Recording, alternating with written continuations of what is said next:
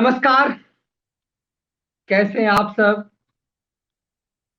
तीसरे फेज का चुनाव संपन्न हो गया है और ईवीएम में अखिलेश यादव की किस्मत कैद हो गई है।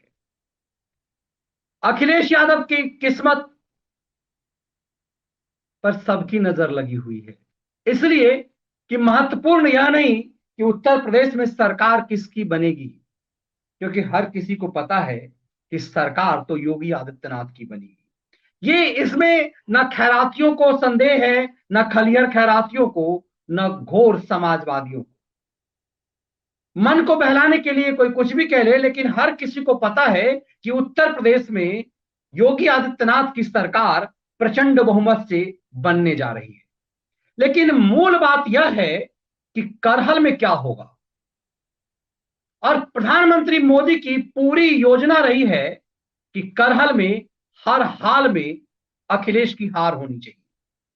क्यों हर हाल में अखिलेश की हार के लिए जद्दोजहद करते नजर आए प्रधानमंत्री मोदी? क्यों अखिलेश के लिए एसपी सिंह बघेल को चुना गया और एसपी सिंह बघेल ने क्यों अखिलेश यादव का आज पॉलिटिकल करियर ही खत्म कर दिया? यकीन मानिए, आज अखिलेश यादव का पूरा पॉलिटिकल करियर ध्वस्त कर दिया गया।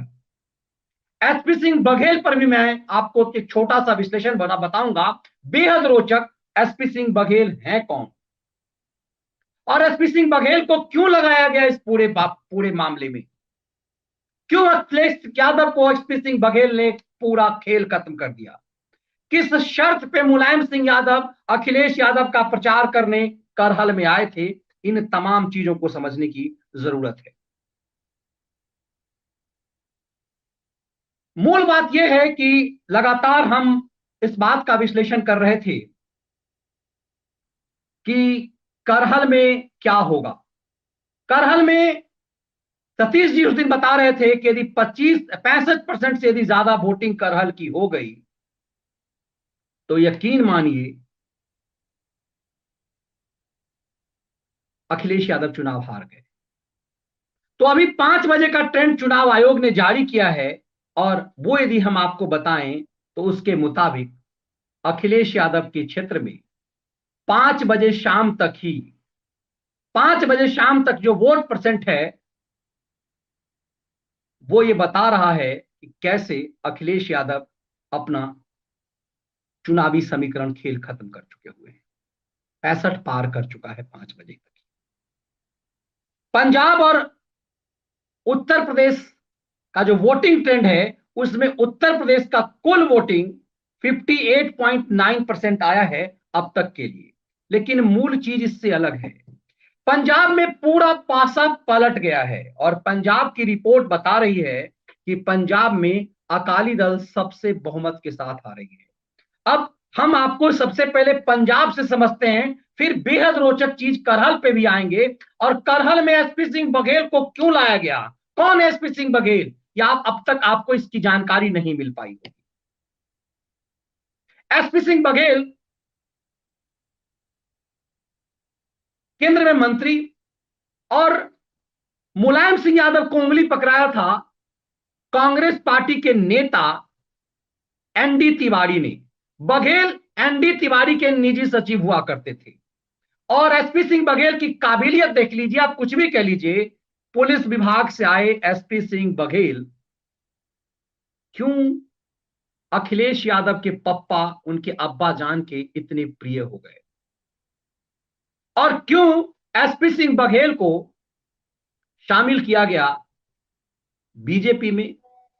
क्यों ये ऐसी प्लानिंग की गई, ऐसी तैयारी की गई कि एसपी सिंह बघेल ही अखिलेश यादव के साथ होंगे? कहा जाता है जब 1989 में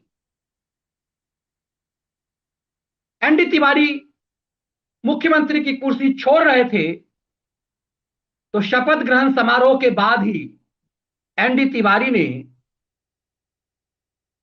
मुलायम सिंह यादव को एक व्यक्ति का हाथ पकड़ाया। उसका नाम था एसपी सिंह बघेल। बघेल ऐसे काबिल व्यक्ति थे कि एनडी तिवारी चाहते थे कि ऐसे व्यक्ति का सत्ता और सरकार में इस्तेमाल होना चाहिए।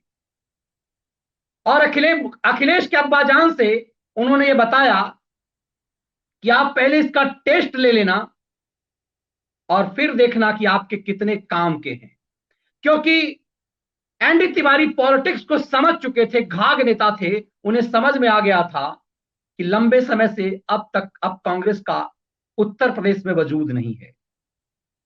इसीलिए बाद में उन्होंने तिवारी कांग्रेस भी बनाया और कांग्रेस पार्टी से बाहर हो गए। बघेल को वो राजनेता बड़ी घाघ होते हैं, आपको लगता है कि दोनों आपस में टकराते रहेंगे, लेकिन अपने लोगों को कैसे सेट करते हैं। और वही एसपी सिंह बघेल विधायक बने, फिर सांसद बने। स्थिति ऐसी बन गई कि एक पुलिस का अधिकारी का राजनीतिक वर्चस्व लगातार बढ़ता चला गया, लेकिन न राम गोपाल यादव उन्हें पसंद करते थे, न आजम खान उन्हें पसंद करते थे, और न ही अखिलेश यादव के अब्बाजान के मित्र अमर सिंह। ऐसे कंडीशन में एसपी सिंह बघेल को पार्टी छोड़नी पड़ी। वो बीएसपी में गए, बीएसपी से भी सांसद बने, लेकिन वहां बहुत दिनों तक बात नहीं जमी और फिर वो बीजेपी में आ गए। कहा जाता है कि एसपी सिंह बघेल मुलायम सिंह यादव के एक एक चीज को जानते हैं। राजनीतिक भाषा में कहते हैं कि मुलायम सिंह यादव की लंगोट की पहचान भी एसपी सिंह बघेल को है। और एसपी सिंह बघेल को जब बीजेपी में शामिल किया गया तो यह माना गया कि कैसे उत्तर प्रदेश से पूरी तरह से कब्र खोद दी जाए। और एसपी सिंह किसी भी पार्टी का, जब आप और हम कई बार ऐसा सोचते हैं कि ऐसा क्यों नहीं हो रहा है, बीजेपी ऐसा क्यों नहीं कर रही है, मोदी ऐसा क्यों नहीं कर रहे हैं, रातों रात किसी का खात्मा नहीं होता। तब समझिए इसी एसपी सिंह बघेल के लिए, इस एसपी सिंह बघेल का पॉलिटिकल करियर खत्म करने के लिए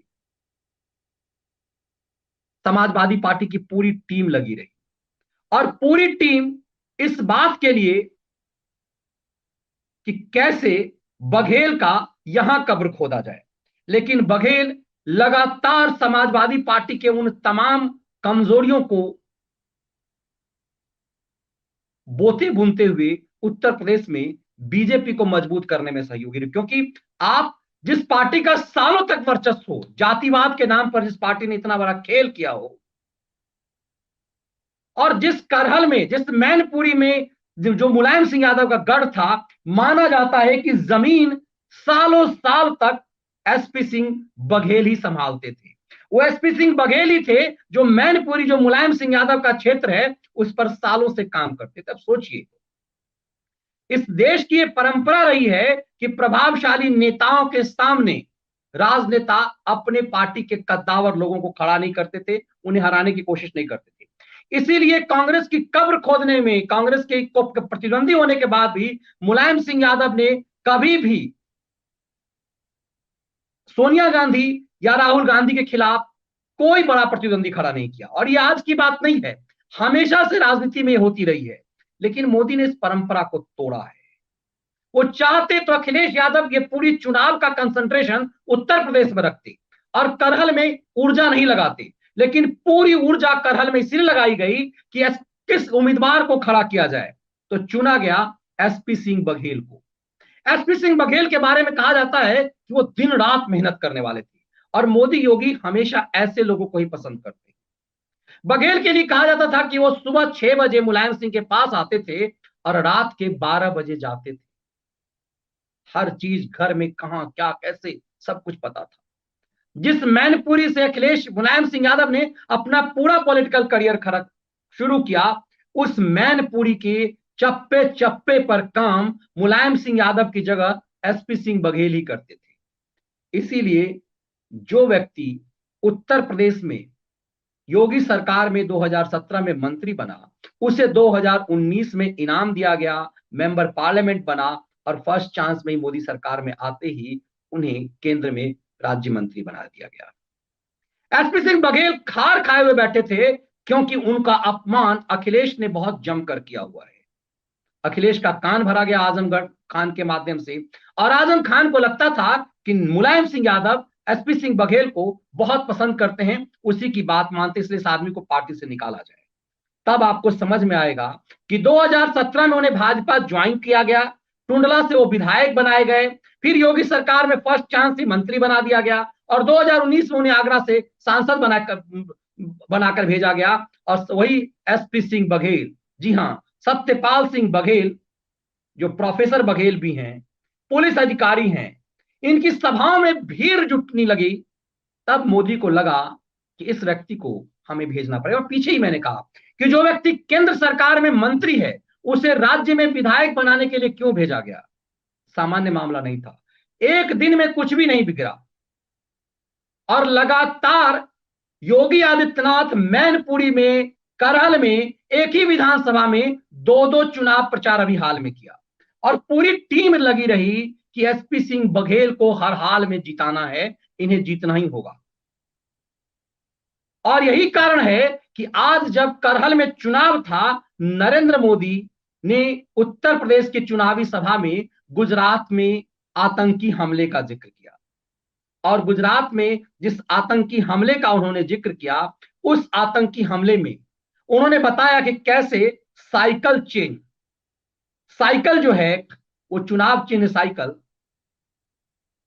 उसी साइकिल चुनाव चिन्ह का जिक्र किया, और कहा कि कैसे उत्तर प्रदेश के समाजवादी पार्टी के का जो चुनाव चिन्ह है, इंडिकेट समझ जाइए, इसको क्लियर कराती, अब देख रहे हैं अलग अलग ढंग से लिख रहे हैं। उत्तर प्रदेश में समाजवादी पार्टी का जो चुनाव चिन्ह है, उत्तर प्रदेश के मुख्य पार्टी का, उस साइकिल पे ही अहमदाबाद में सीरियल ब्लास्ट अलग अलग बाजार में किए गए, और एक एक पोल पट्टी आज उन्होंने खोली। मतलब रहा सहा कसर, जब करहल में लोग वोटिंग कर रहे थे तो 2-3 बजे, 3 लगातार सभा को संबोधित कर रहे थे, 1:30 बजे, 1:30-2 बजे जब एकदम से वोटिंग चढ़ रहा था मैनपुरी और करहल समेत पूरे उत्तर प्रदेश में, नरेंद्र मोदी का भाषण शुरू होता है, और नरेंद्र मोदी सपा का आज पूरी तरह से बैंड बजा देते हैं, और कहते हैं कि आप यदि जाति के नाम पर वोट डालते हैं तो समझ जाइए कि आप क्या करते हैं। फिर उन्होंने बेहतरीन तरीके से इस बात को समझाया कि क्यों मैं कह रहा हूं कि जाति के नाम पर वोट। फिर उन्होंने बताया कि किस तरह से अहमदाबाद में 2008 में जब सीरियल ब्लास्ट हुए थे तो बाजारों में हुए थे, और साइकिल में टिफिन रख रख के साइकिल में ब्लास्ट किया गया था, सैकड़ों की संख्या में लोग घायल हुए, 70 से ज्यादा लोगों की मौत हुई। और लेकिन सबसे अहम बात यह है कि जब बाजार में जो टाइमिंग था ब्लास्ट करने का, उसके 2 घंटे बाद अहमदाबाद के अस्पतालों में टाइमिंग था। मतलब कि नेता जब देखने जाएंगे, विशेष रूप से राज्य के मुख्यमंत्री नरेंद्र मोदी जब अस्पताल में जाएंगे, तो नरेंद्र मोदी की हत्या होगी वहां, और अफरा तफरी मचेगी, क्योंकि जो घायल लोग हैं, जो उस अस्पताल में भीड़ लगेगी, पब्लिक अस्पताल में जाएगी, मीडिया अस्पताल में होगी, फिर अस्पताल में ब्लास्ट होगा। कितनी बड़ी योजना थी। नरेंद्र मोदी ने कहा उस जगह हमने मिट्टी उठाई, और खून से सने मिट्टी को उठा करके हमने सौगंध खाया कि इन आतंकियों को मैं जेल भेजूंगा, इन आतंकियों को मौत की सजा दिलवाऊंगा। आज दुनिया के इतिहास में पहली बार हुआ कि 38 लोगों को मौत की सजा हुई है। यह भारत नहीं, दुनिया के इतिहास में कभी नहीं हुआ। लेकिन कमाल की बात यह है कि इस मौत की सजा पाए हुए लोगों में समाजवादी पार्टी से जुड़े हुए लोग हैं, आजमगढ़ के लोग हैं, जहां से अखिलेश के अब्बा जान सांसद होते हैं, और जहां से अखिलेश खुद आज सांसद हैं। अखिलेश उस अब्बा जान वाले जगह आजमगढ़ को छोड़ करके करहल क्यों आए? क्योंकि सांप्रदायिक सौहार्द के नाम पर जो तुष्टीकरण का वोट है, उस पर भी उनका भरोसा नहीं रहा, और उन्हें सिर्फ अपनी जाति के वोट पे भरोसा रहा। इसीलिए यादवगढ़ में, मैनपुरी करहल में आज मुलायम सिंह यादव के गढ़ में को लेकर के उन्होंने याद दिलाया कि यदि आप जाति के नाम पर वोट देते हैं, तो आज आपको बताता हूं जो मैंने कभी कुछ नहीं बताया। उन्होंने कहा अमरावती ब्लास्ट पर मैंने कभी कोई चर्चा नहीं किया, क्योंकि ये अदालत में चल रहा था, और जब ये पूरा मामला अदालत से हट गया, अब खत्म हो गया, अदालत का जजमेंट आ गया, तब मैंने ये बात आपके सामने इसीलिए रखी है कि आपको ये समझना चाहिए कि ये मामला क्या है। फिर उन्होंने एक एक चीज बताई कि कैसे 2007 का काशी में मंदिर में विस्फोट, उसके आतंकी सलीम को समाजवादी पार्टी ने उसके ऊपर से केस वापस लिया। फिर 2009 के ब्लास्ट का केस वापस लिया जब सरकार 2012 में आई। और कमाल की बात है कि उनके पास पूरा रिकॉर्ड लेकर के आए थे कि कैसे अदालत ने समाजवादी पार्टी की सरकार के इस अर्जी को खारिज कर दिया। मतलब जिस आतंकी को समाजवादी पार्टी बचाना चाहती थी तुष्टीकरण के नाम पर, उसे बाद में अदालत ने 20 साल की सजा सुनाई। अब सोचिए, इसीलिए कहा कि क्या जाति के नाम पर आप एक ऐसे व्यक्ति को जितवा देंगे। और मोदी ये जब बोल रहे थे तो मुझे लगता है कि लंबे समय बाद मोदी बेहद भावुक थे, इसीलिए अंतिम समय में पूरा पासा पलट गया। और करहल जैसे जगह पे, जहां पर माना जाता है कि जातिवाद के नाम पर लोग वोट करते हैं और अखिलेश उनके लिए सम्मान का है, जैसे जाट लोग कहते हैं कि हमारे लिए हम तो केंद्र में बीजेपी को देंगे, लेकिन हम जाट स्वाभिमान के नाम पर हम अपने अजीत सिंह के बेटे को वोट देंगे। आज मोदी ने पहली बार इस तरह से कहा कि आपका वोट, एक एक वोट मेरे लिए है, और यह नहीं है कि मैं केंद्र में चाहे तो राज्य में किसी की सरकार हो जाएगी। आप यदि राज्य में यह सरकार नहीं आने देंगे, ये योगी की सरकार आप यदि नहीं लौटने देंगे, तो फिर मेरे लिए काम करना मुश्किल होगा।